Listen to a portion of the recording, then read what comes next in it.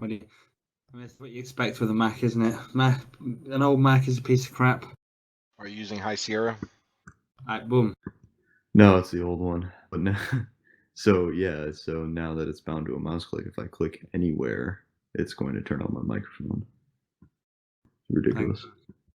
Go on then, Sam. Tell us. So anyway, regarding KDB, by the way, so I think you guys are misunderstanding what KDB is. Saying that we use KDB is like saying that we use C++ or SQL or something like that. The product is a paid product. It's essentially a vector-based programming language and time series database for use in finance. And it's a licensed product, but it's absolutely best in class. The issues that users are seeing with backups in the trading engine basically have to do with the risk management that we do. So there's no compromises that we make in the system in terms of risk management, which means from the very beginning, with every order and position that you open, the position must be fully backed by margin in your account, and it's continuously remargined as every price changes. So for instance, when the index price changes, we have to remargin every open position and calculate the total value of all the orders that you still have open, which deduct from your available margin, recalculate your leverage, determine whether or not you are in liquidation, how many new orders you can open, etc., like on every single price update. This is expensive. It's an expensive thing to do, and the reason why we do it is because it's correct, and no other exchange does this correctly. It is impossible on the next to reach a negative balance. It is impossible to end up in a situation where you owe more than you have. Doing that correctly is a big part of why we're able to do 100x, but it's expensive. And we're not going to make any compromises on the safety of the platform, but we are making improvements on the performance of the platform by re-architecting how orders move through the system.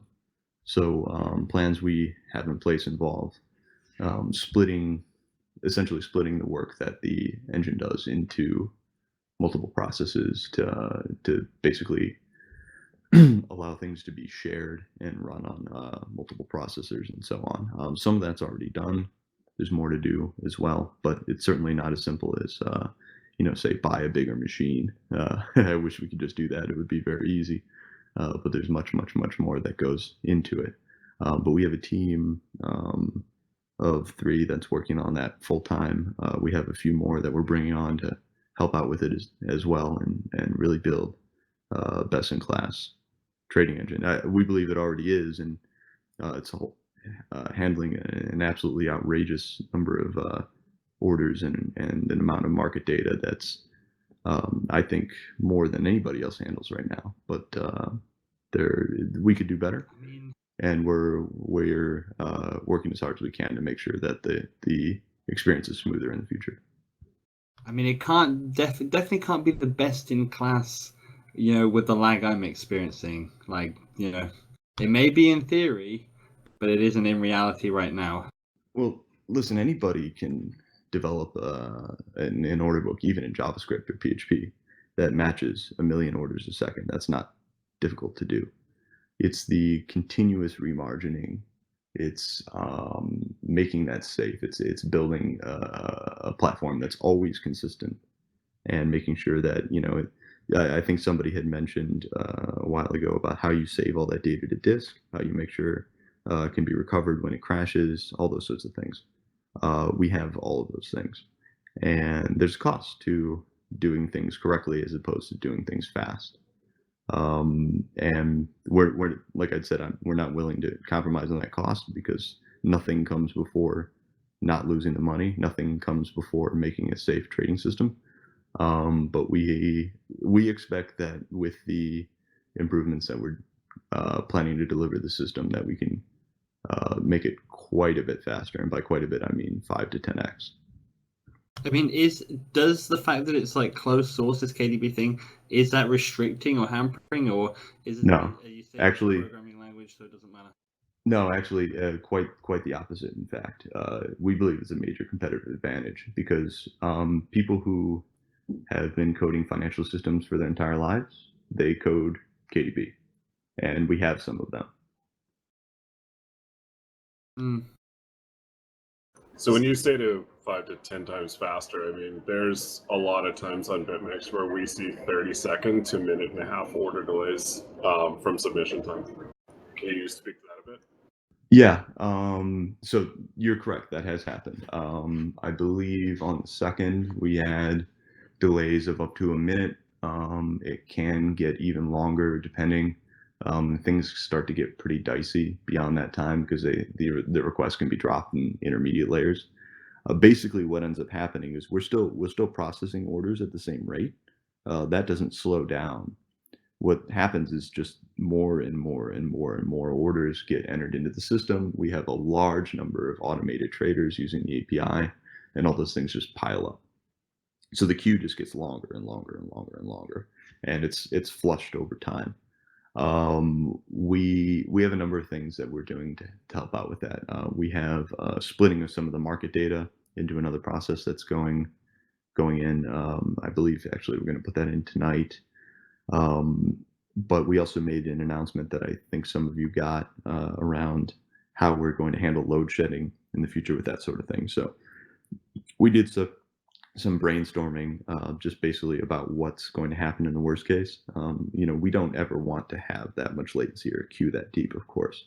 And we're working as hard as we can to make that better. But in the event that it does happen, what we want traders to see rather than having a 30 or 60-second delay or something like that, after which the price moves and the order that you place may not be the order that you want 30 or 60 seconds from now. The system is continuously monitoring its own queue depth and will simply reject if the queue is too deep. So basically, you'll get a different kind of error message, and that will be in starting Thursday. We gave it some time we announced on it, just basically because this is a new behavior that API users will have to be aware of. But basically, that means that your request will either be fast or it just won't go through at all, and it won't reach the engine. You're saying that instead of having to wait for a minute lag, we just won't be able to place an order. It'll just say you just can't do it now. Yeah, it'll say that the system is too busy, and we understand that this could be frustrating as well because you may be trying to get into a position, and you're not able to get into the position that you want. None of these solutions are good, of course. The best solution is just that the system is faster. But given the reality of the situation, we believe that this is the least bad. Essentially, that this is a better behavior than having that sit and having you end up in an inconsistent state where you don't know if your order is going to go through or not, or you don't know what the price is going to be once it does. I think it's definitely a better behavior for now. Obviously, temporary, patching it over. But that's not good long term. No, of course not. Of course not. We are all actually, the whole team is together physically now in the same place, and we are working on a number of architectural improvements that are going to help going forward. Believe me, we don't want this to last any more than anybody else does. Regarding changing the tick size, the tick size of 1 cent made sense up to about 1,000. Tick size of 0.1 made sense above 1,000. In other words, 7,000. Tick size of 0.5 at least is most appropriate.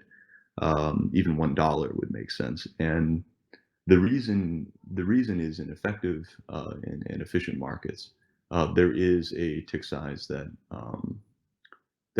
basically makes the market run more efficiently by prioritizing time priority over price priority, essentially giving market makers an incentive to keep their orders in the book and not move them around.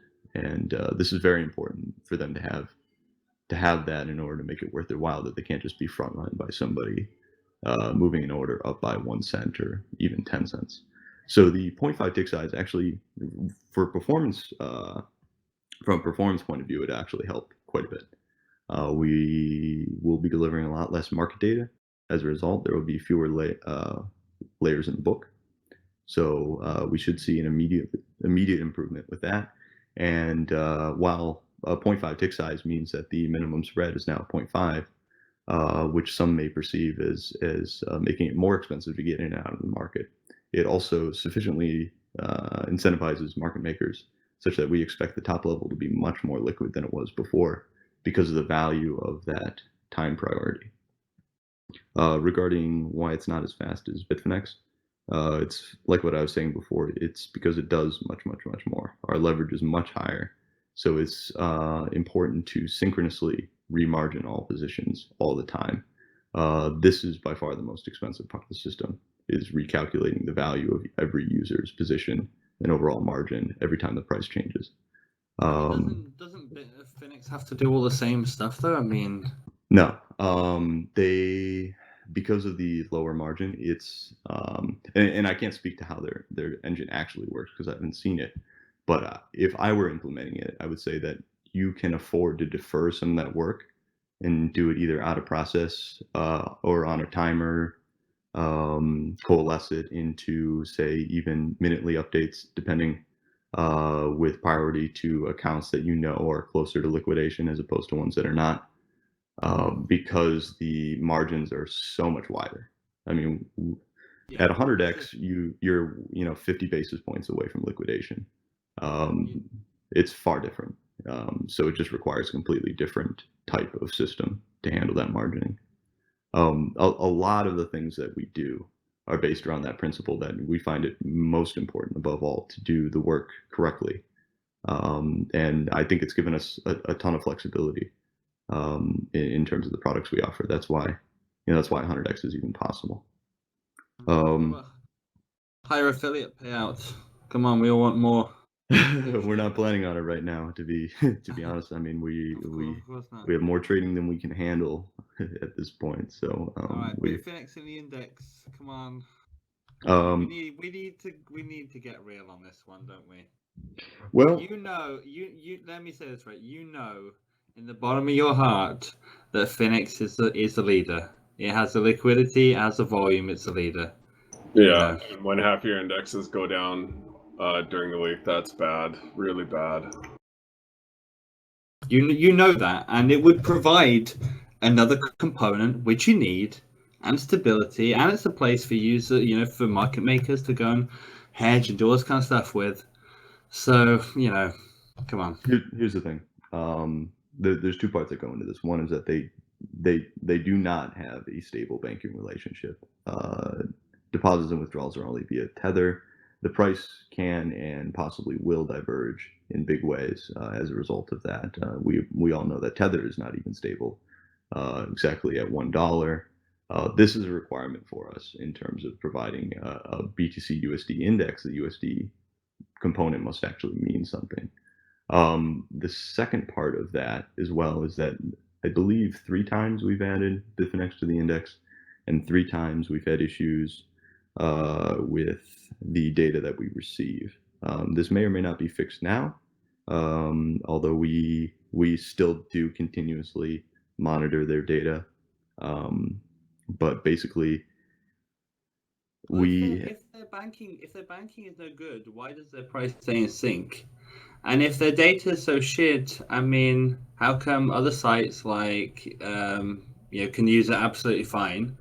And you talk about shit data, and yet you got Coinbase and GDAX and their issues that go along with it too. So to be honest, actually, their data has been good. I've explained this a few times to the community, but I think it's worth reiterating.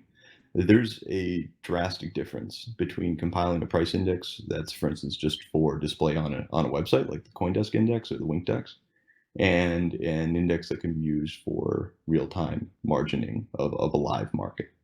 When you're doing real-time margining of a live market, the price index must always be available.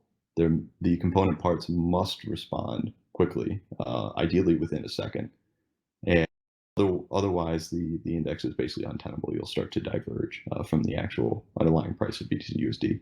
We have had a number of problems getting that in the manner that we require with other markets. Because believe me, I'd love to have it more diversified.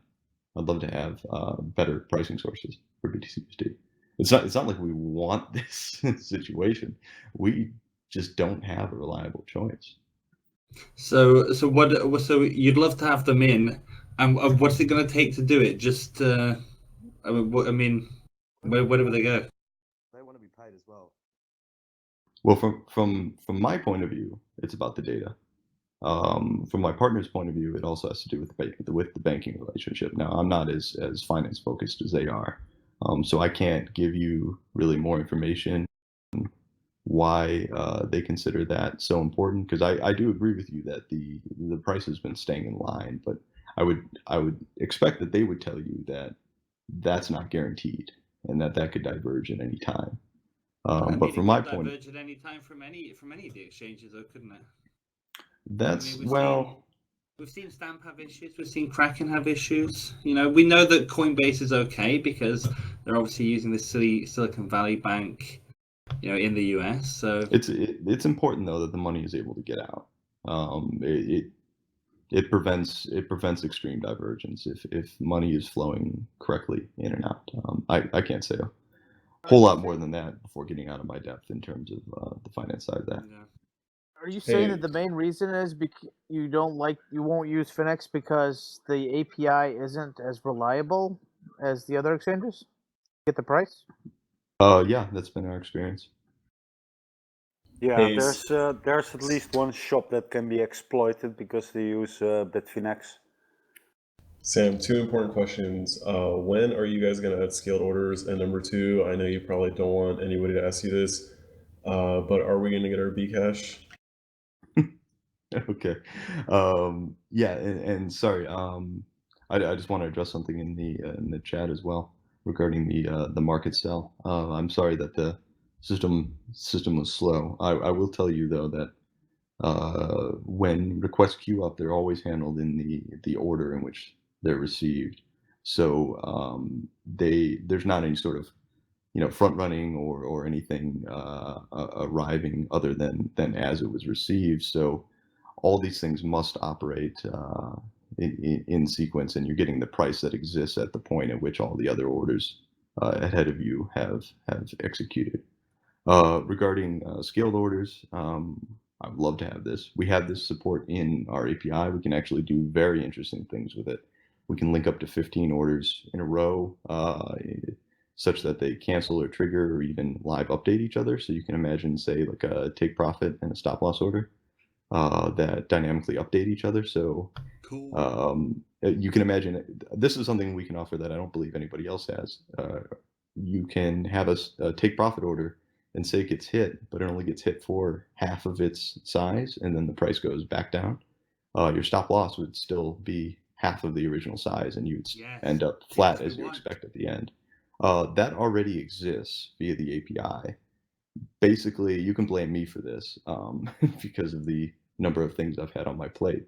Just have not had the time to implement that on the UI side. But I will tell you that crazy, and we have 2 people actually starting on the web tier tomorrow, and we brought on a few others in the last few weeks. So features like that are going to start accelerating. As for Bcash, we still have no change in the what we have said before. We don't plan to allocate that. What about the mobile site? I'm sorry, but it's complete dog shit. I mean, you're not wrong. It's been an afterthought for me. I want you guys to understand that too. That we've been a small team for a long time, and on the website, it's basically just been me for the last 3 years, and it's not as good as it could be, absolutely. And I should have hired earlier, but we have been hiring pretty aggressively now, and the mobile site is part of that plan. I hope to have something that does price alerts and trade data by Q1 of next year, and then hopefully trading by early Q2 for mobile. Sam, I understand that it's been mostly you this whole time, like developing this shit, and you have done a fucking amazing job. Your personal website, by the way, is super cool, and obviously very knowledgeable and skilled. But so yeah, you've been taking these new people on. What is this about this Silicon Valley fucking office headquarters shit going on? What's going down there? Basically, we're worldwide, and this is obviously a good thing for a Bitcoin exchange, such that somebody can always be online. That's a big deal. So I live in the Midwest, and I just haven't been able to find the talent that I've been looking for. So when you're a Bitcoin exchange, you generally have money, but not talent. Money can fix that problem. So we just went to where all the talent is. So we've been starting up an office, do mostly the web and operations side in San Francisco. Yeah, does this increase your kind of like, presence in the US? I mean, what about the impact of that on the platform, or is it unaffected, or No, there's no impact whatsoever. Okay, cool. Because I was worried about that when I saw it on the site or blog or something like that. How much interest are you guys nothing getting weird. from applicants right now? A decent amount. It takes up a lot of time to go through all those things. It's. I don't think it's something that anybody really enjoys doing. It just takes up a ton of time to sort through all those and then call people and get a sense of whether or not they're good candidates or not. It must be so tough because you guys are so small. Like, what if you hire the wrong person? And Yeah. I want to code. I don't want to be on the phone all day, but it's just the way it is. What do you think about the CME stuff? I mean, is that going to attract more people to kind of like get into Bitcoin, maybe end up using the derivatives platform BitMEX? Also, second thought, while I thought about it, Segwit 2x, got to get some input off that too. Sure. Yeah, the CME thing we're all actually very excited about, and I believe the date on that we just saw was November 14th. It's awfully quick, and kind of bad timing, given 2x. I think that's when they want to start their index, not the trading. Yeah. We'll so that's going to be a rocky start, I believe, given the timing of 2x. But we'll see. But yeah, opening this up to that all those institutional customers is extremely exciting. I think for everybody in Bitcoin. We don't, for instance, feel threatened as a business because they're just vastly different products, what we offer and what they're going to offer. But I think it's good for both of our shops to have both of these markets available because one will be useful for hedging the other. So we're very excited about what that's going to bring to the ecosystem. Regarding 2x, we're going to make our way through it. I'm holding a lot of hope that the miners are head faking on this. But it's Go on. well, I'm just saying it's incredibly disruptive to the ecosystem what they're doing, and I dislike that that they are pretending that they have consensus when they don't. And before anybody says that they have minor consensus, I don't think any of us believe that they really do. That these bits mean anything. But even if you accept that they do, they certainly don't have user consensus. And in order for the Bitcoin community to move forward as a whole, we need to recognize that it's not important to just have minor consensus. You also need to have user consensus. You need to have market consensus, because it's important that people want to buy this coin and that they want to use this coin and that they consider the future development of that coin to be safe and secure and trust the people who run it. And we just don't have that right now. And it's just incredibly damaging to the ecosystem to pretend that you do and do a hostile fork like this. Well, you brought it onto an interesting subject, which is the value of Bitcoin is the sum value of Bitcoin plus these altcoins that are forked off from it. And obviously, by you holding just a Bitcoin, you kind of collecting these altcoins. And we've seen Finex move in a direction that says, the value of Bitcoin is Bitcoin plus these accumulated forks as well. And to make that easy, which I like as a customer, and it obviously has an impact on your platform. We've seen open interest on quarterlies decline and stuff like this. And obviously, people will just end up withdrawing their coin and stuff. So what are your thoughts on that? We are perfectly fine with that. We are not willing to compromise the principles we have for a little bit of extra money.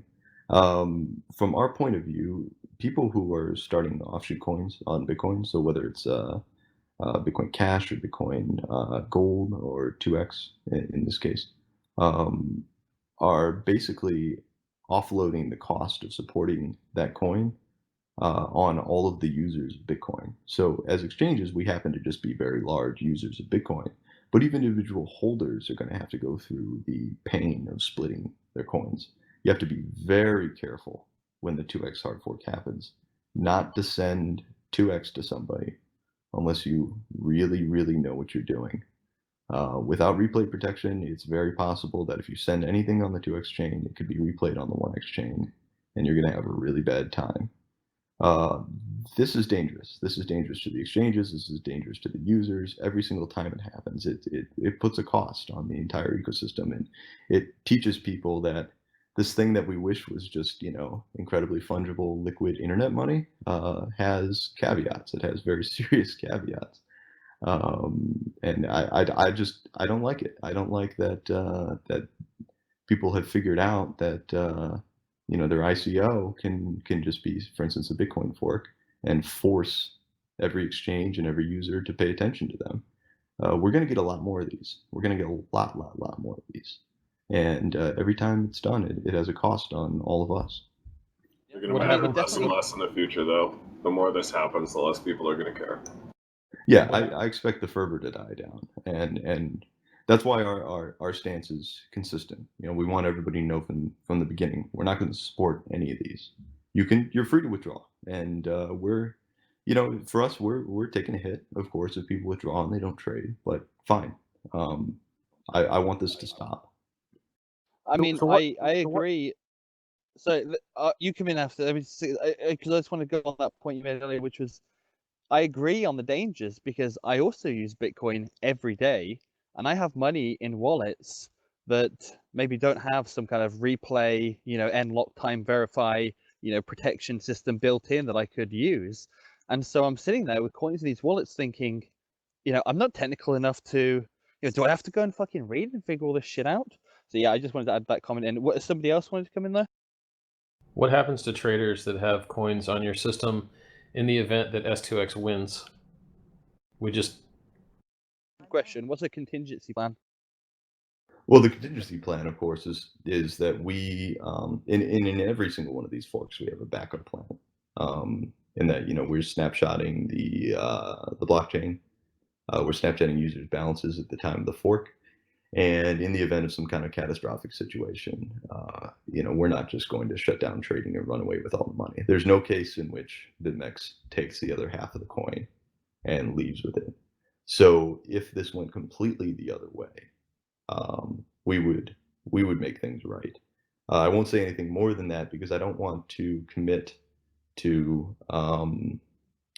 basically supporting one of these, again, another one of these forks because of what it means to the ecosystem. Now, I will say that I'm working on a set of criteria in tandem with some people that clarifies a hard fork policy that we believe all exchanges should follow, based around the time and development, based around the replay protection, based around user and miner consensus, and basically just building a set by which we as users of Bitcoin consider a fork to be acceptable or unacceptable.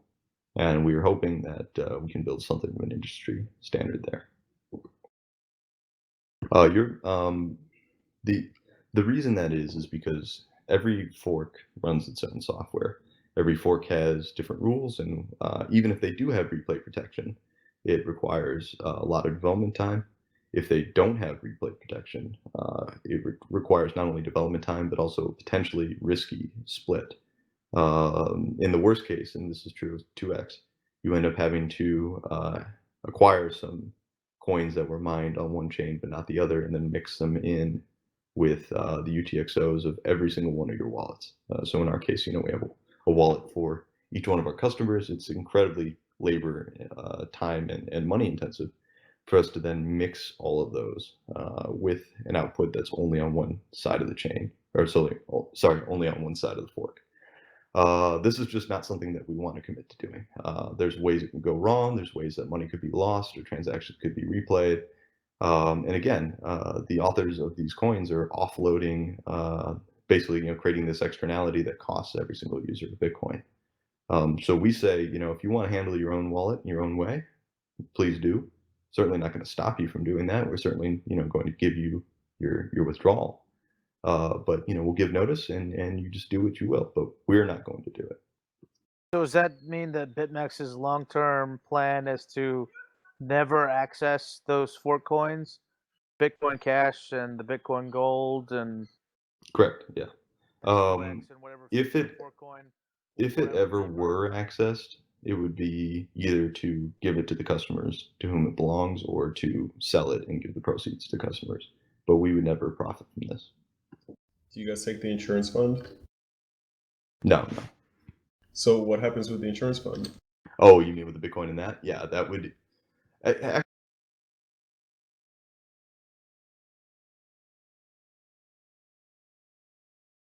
You cut off, by the way. Oh, sorry.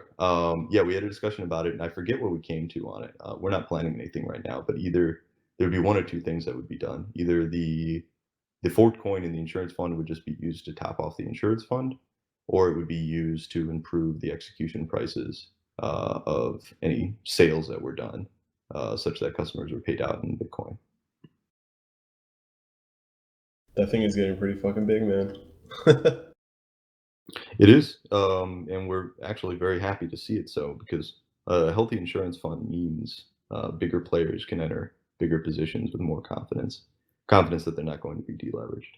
Yeah. There was one liquidation that was like 10 million contracts. Was that like an error with your engine, just like putting all the liquidations together, or was that just one guy getting liquidated? I'm not sure if you know what I'm talking about. I'm not sure which one, but we have had some positions at large. I believe there was one that was 8 million a while ago that got liquidated. Yeah, it's very, very possibly just one large trader. Oh yeah, I think the question was it was above the risk limit, so I guess that's just not. Oh yeah. So that dialogue, this is something I have to fix, but that dialogue is actually kind of limiting. Via the API, you can make your risk limit higher. Oh, okay, I did not know that. Yeah, it's still the same rule. So we start with a base risk limit. So on XBT-USD, it's 200 Bitcoin, and then your maintenance and initial margin go up by 50 basis points, by 0.5% for every 50 Bitcoin above that you go. So the UI, I think, goes from 200 to 1100, but via the API, you could go up to 2000 or 2500. It's all about however much margin you're willing to put up. And the reasons for this are probably pretty clear to anybody watching, which is we want to make it more expensive to dump giant liquidations on the market, to make sure that if it happens that the liquidation engine has a larger pool of funds to draw from, to make sure that that thing gets fully executed into the market and doesn't burn the insurance fund. Because otherwise, and we had this happen before we did risk limits, we found that users who entered very large positions would basically externalize the cost of exiting that position on the market by just jacking up their leverage to 100x and letting themselves get liquidated. That is the plus CV play, isn't it? Sorry, you guys both said something, I didn't catch it. Oh, I was just saying that is the smart thing to do, though, isn't it? But I guess it comes with the costs as well. Yeah, I mean, we don't want people to make money or reduce their losses at the cost of the insurance fund. It's not fair to all the rest of the users. So what about the price of BitGold then?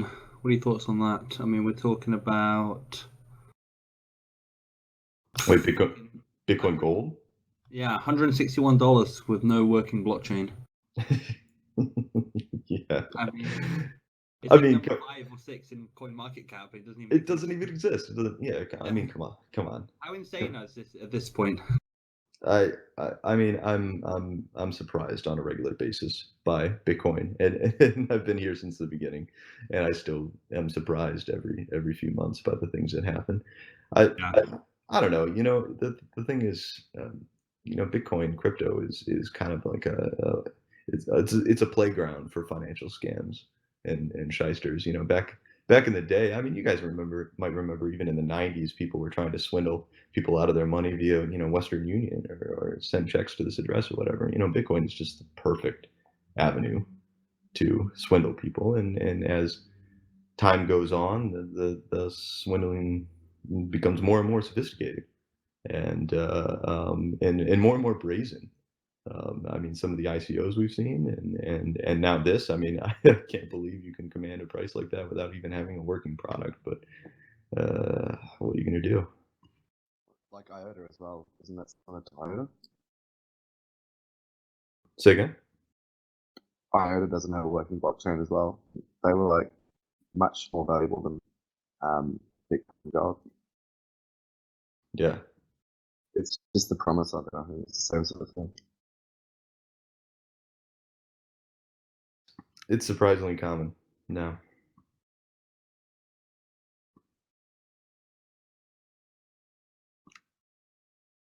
So in the rare chance that Bitcoin Cash becomes more valuable than Bitcoin, your BitMEX's stance is still to not award their users Bitcoin Cash?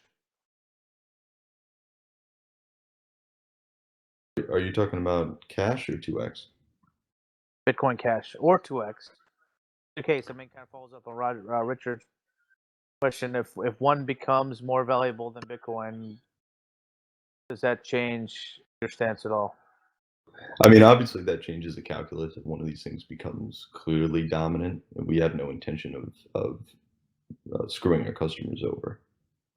We don't see that happening. That's why we took the stance that we're taking, and it would take quite a bit of time and attention and reevaluation. And this would be across the entire Bitcoin ecosystem. I think if that were to happen, you would see an incredible amount of disruption, absolutely everywhere. And we would emerge from the other side a different community than we are now. And every exchange would have to take extraordinary measures. But to clarify, in case that I'm not clear enough on it, we have no intention of ever spending users' forked coins. If they are ever spent, that's because they're going back to you, or they're being sold and the proceeds are going back to you. But there's not a case in which we just take these things and go to some island. I mean, I'd be totally happy with that if you got users forked coins and just slowly sold them to BTC and then just returned that BTC to the users as a Bitcoin dividend. Because that's all I ever do anyway. Yeah. And doing that is just kind of a matter of the time and development attention and the risk of splitting. In the case of 2x, I don't really see it ever happening. Because it's just incredibly difficult. In fact, we have to take defensive measures anyway because of the lack of replay protection in 2x to make sure that we don't leak 2x through 1x transactions and so on. There's more to come on that. Huss, sorry, I've seen your questions a couple of times. It's just been answering a lot of questions in a row. Regarding the security, I mean, first of all, we're not physically located in Africa. That's just the domicile of the business. Regarding security, we're paranoid about it. We always have been. We had a hypothesis back in 2014 that I think is proved correct, that people care a lot about wallet security, and wallet security comes with a cost. It comes with a personal cost, and it comes with a usability cost. So when we decided that we were going to hold 100% of coins in cold storage, multi-sig cold storage, we knew that that would raise on-chain transaction fees, and it would be labor intensive for us. You might know, we actually physically sign these things every morning. I mean, I've been getting up early in the morning every single day, more or less for the last 3 years, in order to sign these transactions. And I don't want to do it. Nobody wants to do it. We wish we could automate it, but we just don't feel that it's safe to do so. It's much more important that users' funds are safe. As I say, the first law of running a Bitcoin exchange is don't lose the money. And we are ultra aware and ultra sensitive of that.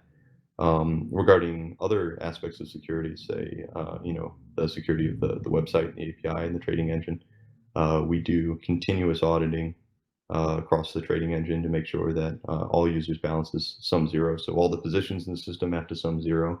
And then we also trace your account on a regular basis from the Bitcoin transactions that it originates from the on-chain transactions, and then through all of your executions, which are summed up to arrive at your final margin.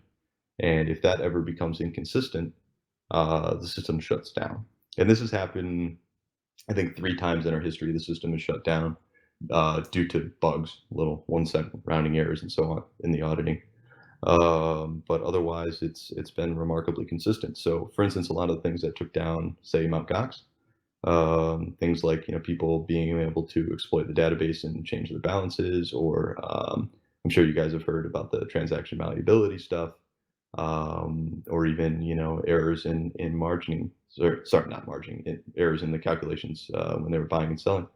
All these things are impossible on our system, and that comes from the financial experience that Ben brings to the table, and just kind of an overall commitment to doing the right thing in terms of the calculations. We sleep better at night knowing that the system is always consistent.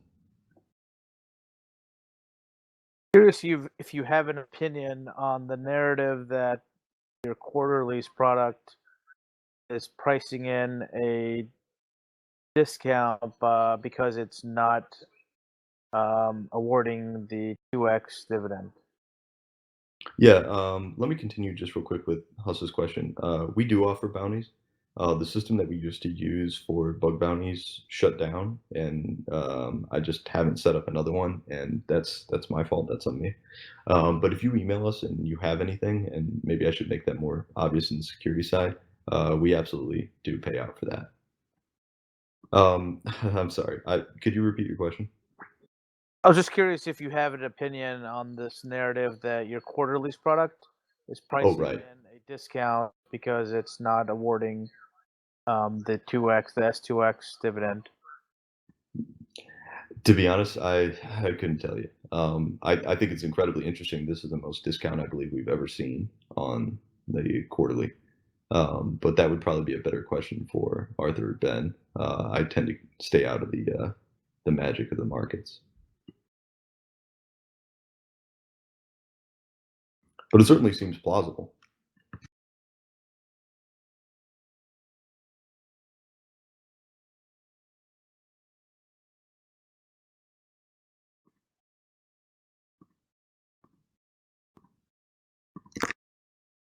How concerned are you that part of your index is going to shut down 24 hours before and after the split? Well, it's certainly not ideal, to say the least. We don't really have a lot of good options there for that sort of thing. I can assure you, we're going to be talking about it internally. If there's anything that we see that we can do to smooth that out, we'll announce on that as quickly as possible.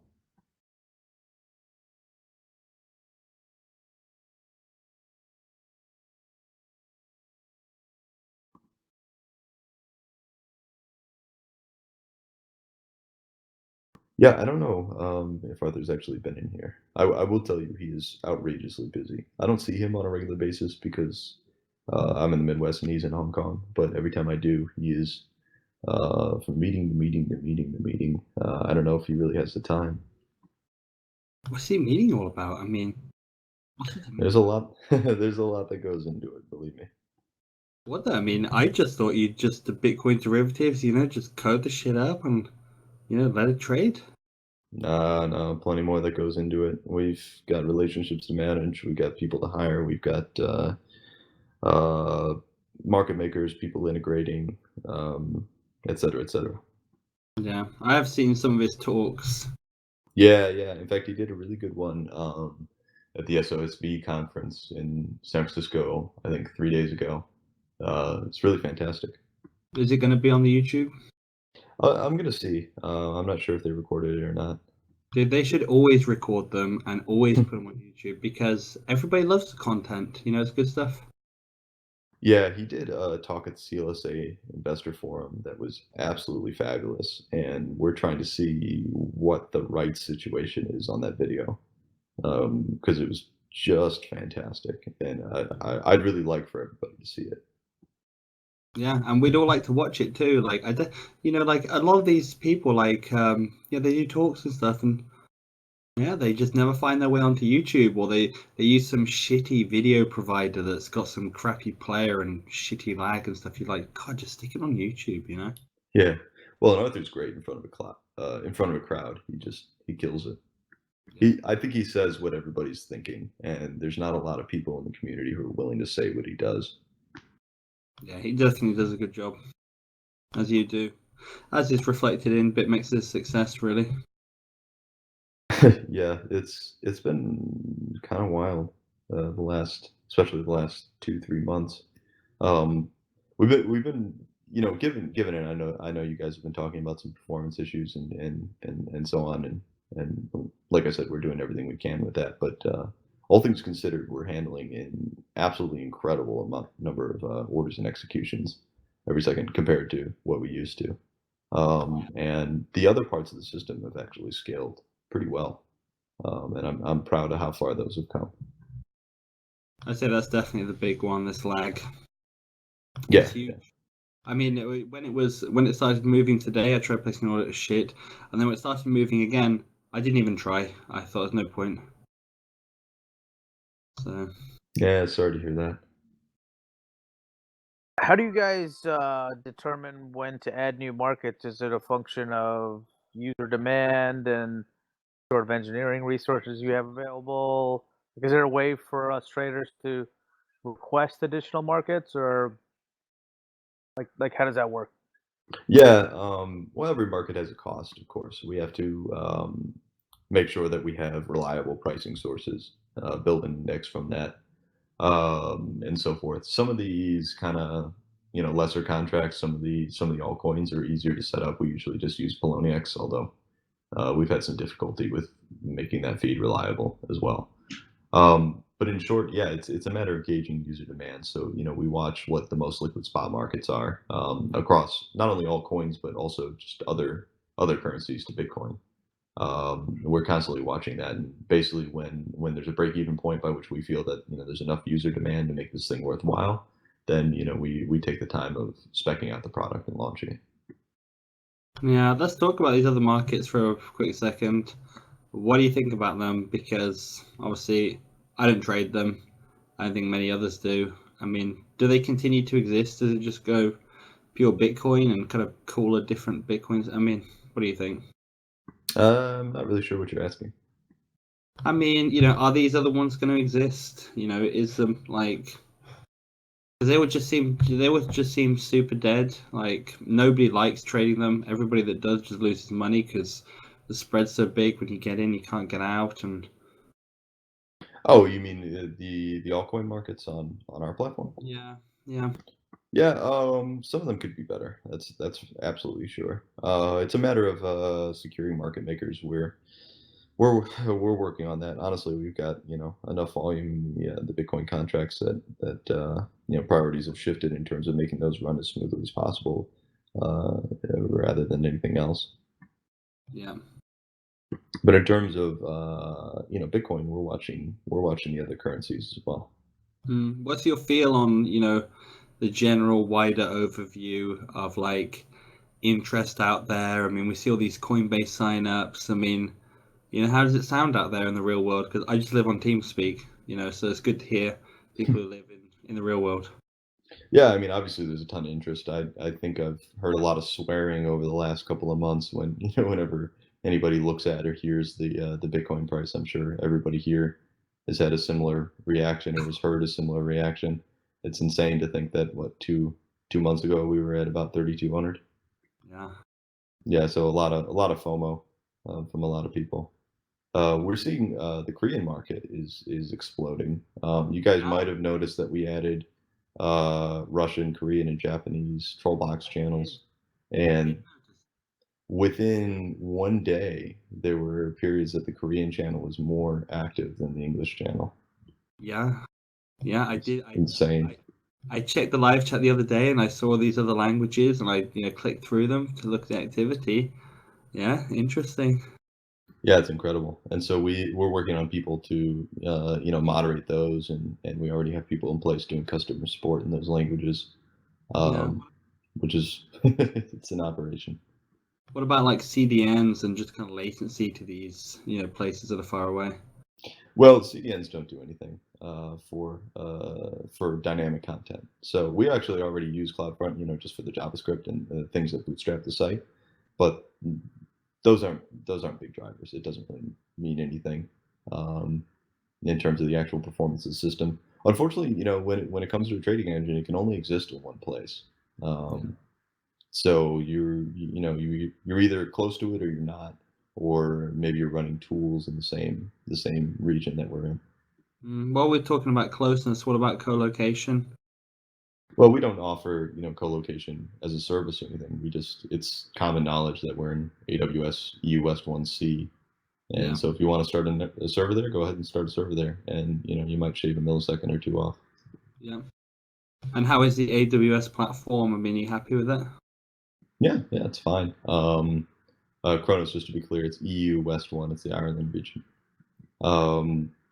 Yeah, it's fine. The kind of nutty things we're spending more money on bandwidth than anything else. Much more, in fact. This is kind of the hidden cost of cloud platforms. I didn't realize. I don't think a lot of people realize until you run a really successful application on it that the bandwidth charges are just unbelievable. I think it's 8 cents a gigabyte for bandwidth. That adds up extremely quickly. I know it is the hidden cost, isn't it? Because you end up with this bandwidth bill, and you're like, "What? This is fucking insane." And then you think of sites like Imgur. I mean, they do it in like Gifly. How? Yeah. Well, and it's internally inconsistent even within AWS's own product offerings. The other thing I want to add is bandwidth being a giant proportion of your bill is not something that happens to you until you're already so entrenched in a system that it's too costly to move. And I think they know that. But yeah, the pricing is incredibly inconsistent. Like AWS has a service called Lightsail. It's a DigitalOcean competitor. So they offer $5 and $10 servers. And so the $5 server comes with a terabyte of bandwidth for the month. And I believe that's at their current rates, is that $400, I think, of bandwidth? Or $40. Let me multiply that out real quick.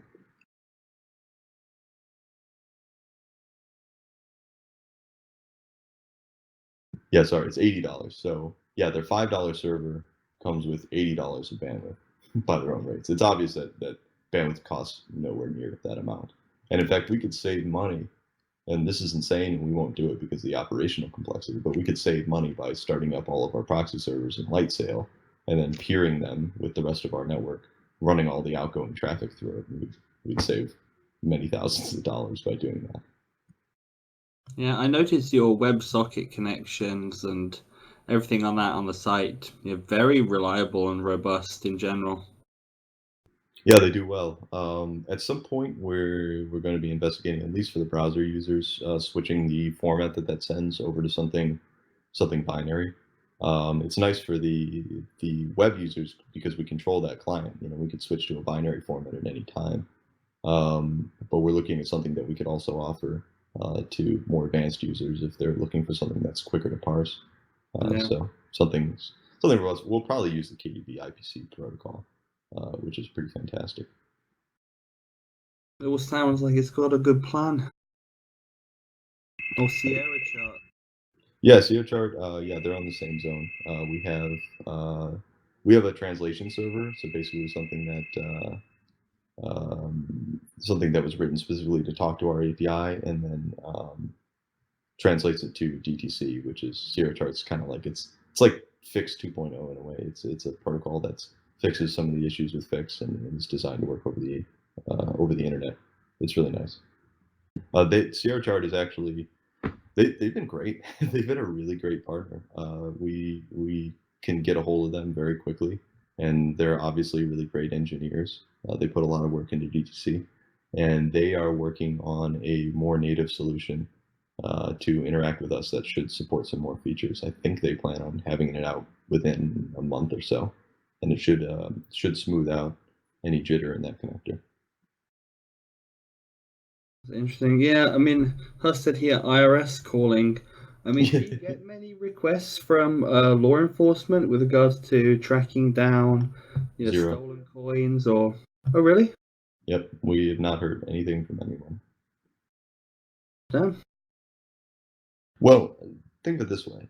BitMEX is the worst platform to launder money through. Yeah. And that's intentional. Yeah, it really would be. TJ7, what do you mean by base price tracking?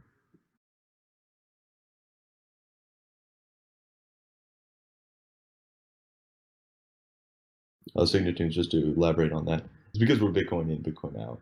A lot of the times we actually withdraw back to you via the same wallet, so it wouldn't obfuscate anything. Yeah. It would be very obvious that you would transact it through BitMax.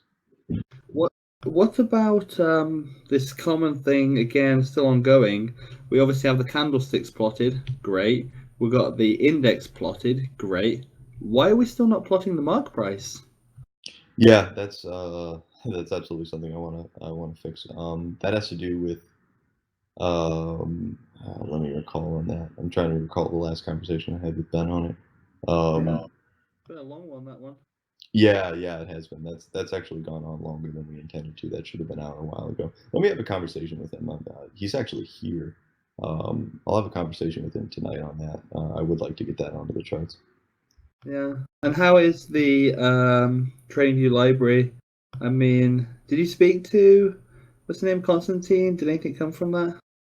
Yeah, nothing yet really of consequence. We've asked them if we could get a version of this that allows us some more introspection, allows us to take out some of the parts that we don't use, and to be able to better trace errors in the platform, because they just give you minified JavaScript and there's almost nothing you can do with that. So previously, we've had a bear of a time tracking down errors, because some of the errors were ours in the original implementation, but some of the errors were theirs, and their development is just incredibly opaque. There's a language barrier and so on that makes it a little bit worse. But yeah, I appreciate the meet and greet with Constantine. Now that channel's open, we're hoping there's more we can do. For now, we plan to stick with TradingView. The simple reality is that they have done an incredible amount of work on these charts. It's difficult to replicate. And there's not really a whole lot of benefit to us to replicate it. They've been pretty stable lately. So we're just going to stick with it for now. Yeah, definitely. And I mean, it would be great if you could go through it at some point, with some developers and just cut all the chunky mess out. I mean, I think you wrote before that it's like their library is like bigger than your whole site or something. And yeah, it's I think 3 times larger than the Horus's site. It's big, but it also does a lot.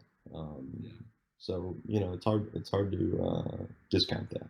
But we do plan on doing some more visualizations, some more things kind of all over the site that'll improve the ease of use and make it easier to get a sense of what the market's doing. Yeah. TFX, if you're having crashes, I'm not. I keep the site open all day for obvious reasons. You might want to try, if you go into the account section and you go down to preferences, I put a button down there that clears all your browser storage. That might clear it up. If it doesn't, try an incognito window and see if that crashes. If it doesn't crash, then you might have some kind of local storage that's getting in the way. So if you open the developer tools, there's a tab in there for storage, and there's a button that lets you clear absolutely everything. Do you read the troll box a lot, Sam? For 2.5 years, I used to read every single message. Now it moves too fast, and there's too much work to do. I don't read it too often anymore. And we have people now, some of you probably come in contact with Stefan or William or John, who monitor it and make sure to ban people who are begging for handouts and things like that. I love that place. Thanks for keeping it there. Yeah, we have some interesting ideas we were kind of playing around with. I think we're going to do, I know some of you have probably been asking for this, we're probably going to do a VIP room. And we're playing with the ideas of, what the threshold is going to be. It's going to be turnover or account balance, or whether or not we're going to allow people to view the room or not, and so on. It could be fun. Yeah, that's a whole new dynamic right there. Yeah, there's a lot that can be done, and we've been building out some other kind of fun features, things I have in development. One of them I really like is the ability to trigger a couple of system commands that will show people your actual position or your actual orders. So when you got to put your cards on the table essentially. Yeah. Yeah, ELX. We don't have like a summary view in the account page. That's something we should build out. But you can export your trade history to CSV, or if it's too long, unfortunately, you have to go to the API and do it. But there's a project on our GitHub called the Simple Data Script that'll download your whole trade history, and then you can just put that, say, in Excel and add up the column. Sam, another one on the API. I mean, when you close a position and whatever, it doesn't kind of like show you in that request like if you bank profit or made a loss on that close. You know what I mean? Like Yeah, it's. I mean, this is kind of a matter of philosophy between us and maybe some of the other exchanges like OKEX. In traditional financial platforms, the onus to calculate that data is on the consumer. And the onus to behave correctly on the API is on the consumer, and there's a certain threshold essentially that you need to match. You need to show competency to even get a data connection to the exchange. Now, obviously, we operate in a different type of market, and we'll be doing hopefully more features of that type to make those sorts of things easier to understand in the future. But we built it essentially with that kind of mindset, which is expose all the data. You can calculate absolutely anything you want. You can do really phenomenal things with the API. All the resources are there for you to have and to calculate with. But some of those kind of nicer display features are not necessarily exposed. Okay, what about API limits and restrictions like that? Do you run into that often? In which context? As in, like, are people frequently running up against the limits? Like, I thought you had to change it not so long ago. Oh no, well, we didn't have to. We chose to. Yeah, obviously we have rate limits. They're probably too high, honestly. We're pretty liberal with it. Every exchange needs to do this to a certain point, especially as you scale. One thing a lot of people don't realize about exchanges is that you have this quadratic problem. If you're familiar with the term, basically, as it grows twice in size, you have 4 times the load because you're processing 2 times the orders and broadcasting it to 2 times the people. So there's just a point at which you need to be very careful about who connects to you and what they do, and monitor that very closely. And so we started with that, and as we deem fit, as we watch the load on the system, we can move that up and down. But the rate limit change that I dropped out. The rate limit change that we made was a matter of calculating kind of the user experience around busting your rate limit. So in the old system, if you had, say, 300 requests every 5 minutes and you used them all up in the first minute, you'd have to wait for 4 minutes. That was obviously awful. So now we use this kind of continuous limiting system called a token bucket rate limiter, where you don't really have a number of requests per minute so much as you have a refill rate. And every time you make a request, it's like taking a token out of a bucket, and those tokens drop back into the bucket at a certain rate. So worst case, if you were to blow your connection threshold immediately, you would get a new token in the bucket, usually within 2 seconds, and you could make another order. And then we always allow canceling of orders, even if you've blown your limit. Yeah, I definitely like the tick box. What is it? Reduce only. That was great. Oh yeah. Another Ben creation. That's a really nice one. Yeah, ELX. I agree with you. That's not a great experience. I'm working on. It gets a little bit technical, but basically, in the way that our web tier is split out, there's API servers, and all the API servers handle direct web load. I'm planning on doing an offshoot from that, an API worker that would be able to handle longer running calculations. So the idea being that you could click a button in your account history, and we would actually query all of your account data as opposed to that little amount, and then prepare a link, say on S3 or something like that, that you could download and just import all that into Excel.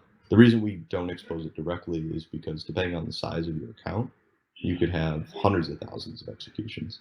And actually querying that from the engine could take a prohibitive amount of time and slow it down.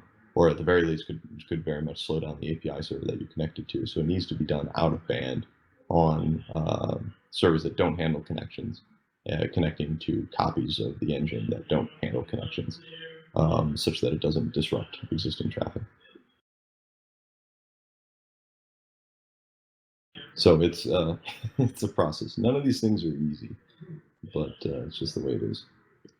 What's the future for you guys after you guys get your shit fixed, where we could use it when it's under a lot of stress?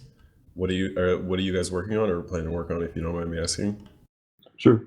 Just real quick, Dugo, if you're having problems replicating the calculations, please email us. Just let me know or let us know what you're trying to calculate and basically where the mismatch is, and we can make sure that you're set up on that. And then that helps us too if that's written down, because I know there's some holes in our documentation around what those calculations exactly are, and then we can use the feedback from you to improve the documentation. Okay, will do. Thanks. Yeah. As for future plans, big part of that is scaling out the system. That's scaling out the system, doing mobile, building out the team. I'm trying to think if there's anything else I can actually say out loud. But we have some fun projects in the work. It's easy for me to reproduce using your calculators and your the programming you have, but if I want to reproduce it, I have to look into the code, and it's all uglified JavaScript, and I would like to at least be able to have a pencil and paper method to reproduce it. Yeah, you should be able to. I mean, in terms of calculating, say, P&L on an individual contract, you can go to the contract specification, and it'll have some example P&L calculations. You know, I think we get these kind of dumb little stories where, you know, John has a position that he bought at this price and he sold at this price, and here's how you calculate the P&L. You guys did an awesome job in that regards, but if I go to the Satoshi level, I run into rounding errors. Okay. Yeah, definitely. I mean, at the very least, if you could just screenshot what you see and what you think it should be and send that to us. There could be a bug in the calculator. I certainly hope not. But that'll allow us to trace that back and figure that out. Yeah, I don't mind if you have bugs. I just want to be able to reproduce it correctly. Sure. Yeah, of course. Of course. Also, Alex, in terms of exporting your total trade history, if you go to our GitHub, and I know that it's not convenient, but there is a project that will do it for you, and all you have to do is put in an API key. So basically, just put in the key and run it. I know that's still kind of beyond what a lot of people want to do, but it is available. BitMEX Research Labs. Dude, yes, he's doing so well. Those articles are fantastic. Yep. We're going to be expanding that out as well. Actually, we have some academics that we're sponsoring in the near future. Basically, we see, you know, given our position in the market and things that we're working on, we very much believe in the future of the system is predicated on very smart people having the resources that they need in order to continue improving Bitcoin. And so we're going to be putting our money where our mouth is on that one. Yeah. Alex, we're not hiding that calculation. If you look in your execution list, there's a commission raw. Oh yeah, one thing I've been meaning to ask: why don't you guys allow us to see the mark price charted? Yeah, Flibber asked that earlier. It's not a matter of well, let me walk that back. It's an implementation thing. We just simply haven't coded putting the mark price on the chart. I told Flibber, and I guess I'll tell you too, that I'm planning to have a conversation with the engine team about that tonight, because we had conversations about it, I think 6 or 9 months ago, and I think it just kind of got lost in the shuffle of all the other things we've been working on. Yeah, thanks. Appreciate it.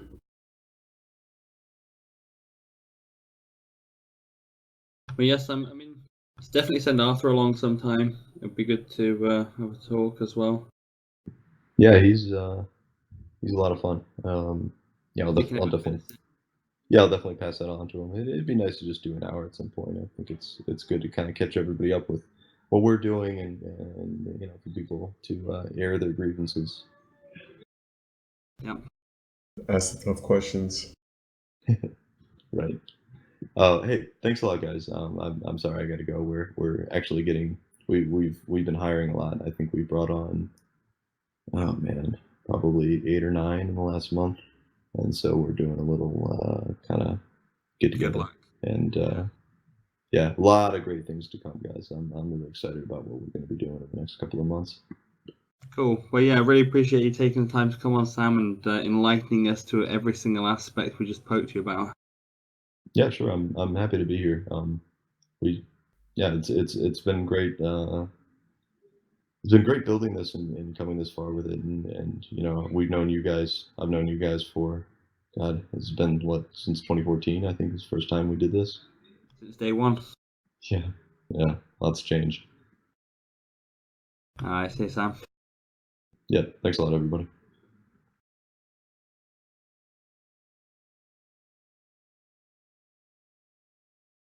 Love it when they come in here.